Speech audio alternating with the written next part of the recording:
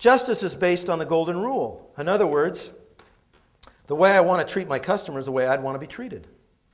The way I treat my stockholder is the way I'd want to be treated. That's pretty good. That's a lot better than most companies operate today. But it's not going to clean up the world. It's not going to make this a sustainable world for our children to live in. There's another level, which is the level of greatest total value. What can we do as an organization to create the greatest total value for everyone we touch? How much good can we do with the way that we make money? Has business become demoralized? You know what I mean by that? Over the last 50 years, the whole concept that business has a moral center has been left somewhere else. Because business has been focused on one thing, which is increasing shareholder value, which is the rationalization of greed. You know, to rationalize means that you make up lies that make sense. They're rational lies. In other words, not only are shareholders first in line, they're the only people in line. Society won't stand for this. Our kids won't stand for it.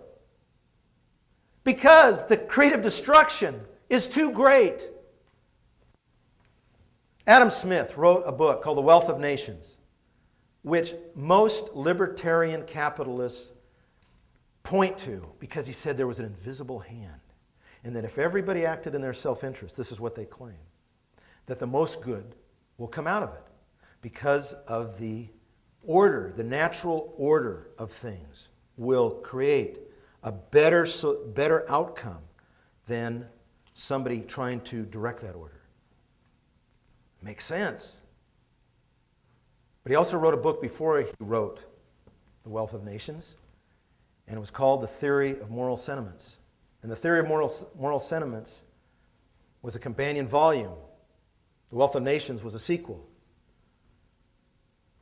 Adam Smith was really much more interested in how to produce wealth by getting people to specialize in their work. So he talked about a pin factory.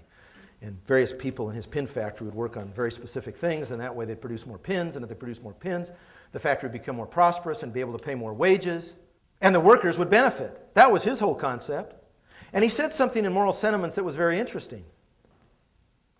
Although Adam Smith was a rationalist, he was a believer all his life. And he believed that men had an inborn conscience. He believed it was put there by God. He believed that men had a moral center. He believed that there could be no capitalism without personal virtue. And what he called moral sentiments was what was termed moral imagination. Moral imagination is this. The moral part is there is right and there is wrong. What is right is to do things that are good for people, that are life-affirming, that help civilization. What the imagination part is, we would call empathy. In other words, if we imagine the effect of what we did on some other person, and if it's good, that's what we'll do, and if it's bad, that's not what we'll do. We'll not do what's bad, we will do what's good because we practice empathy, moral empathy, if you will. This was his invisible hand that was invisible inside people. In other words, Adam Smith's version of capitalism depended on leadership virtue, on people having a moral center, on people really caring about the outcomes of their decisions. He didn't think there would be slavery or child labor or any of the other things that later people invoked as part of capitalism, as part of the engine of capitalism. He never considered that. That's something we've made up. A one-dimensional view of human nature, that is, that we are all self-interested, that greed is enough to get us the world we need, because if we compete hard enough, our greed will cancel each other out in the sort of equilibrium of not quite enoughness and always striving for more. The libertarian ideal. Is that the best we can do? Are people one-dimensional? Is greed the only thing that drives us? Is self-interest the only thing that captures our imagination?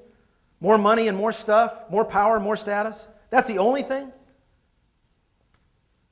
That view of human nature is unsustainable in the world that we are now in.